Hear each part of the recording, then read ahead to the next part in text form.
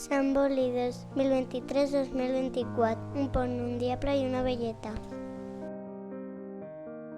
Les nenes i els nens de la classe de primer volien conèixer la llegenda del pont del diable, del nostre estimat poble.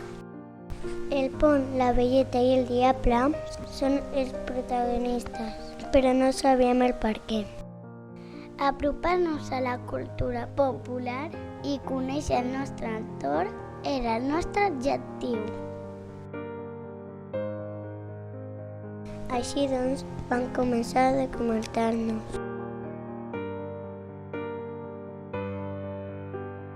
A l'aula van aparèixer unes maletes misterioses amb unes figures molt especials. Eren els capgrossos, els gegants i les bèsties tradicionals. Vam conèixer el tabaler, el petit, l'indi, la Roser, el Joanàs, que són els capgrossos de Martorell. També els gegants, el diable, la velleta, el Pelai i la Sabel. Tots ells eren molt bonics, blancs i alts. Una mestra de l'escola que sap molt de la història del nostre poble, la Maria Josep, acompanyada de nenes i nens de cicle de grans. Ens van explicar la llegenda del pont del diable, història on la velleta i el diable són els protagonistes.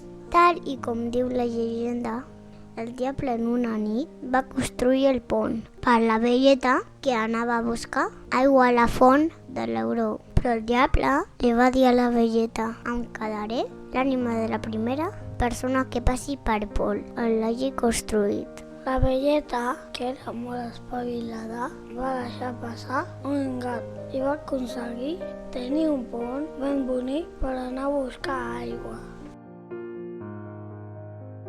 Continuant amb la nostra recerca, es van adonar que una de les mestres de l'escola, la Núria, forma part de la colla dels diables.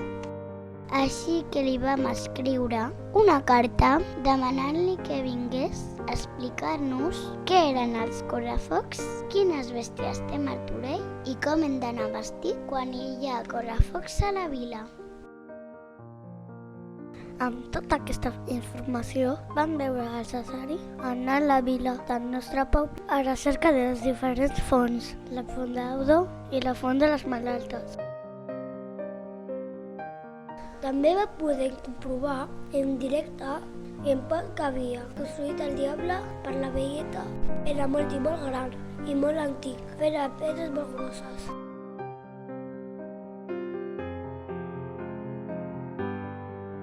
Una vegada allà, vam visitar la caserna, on hi ha guardats els gegants, els capgrossos i la carpafera. Tots ells els havien vist dins de les maletes que tenim a la classe, però aquí vam veure els de veritat. Quina passada!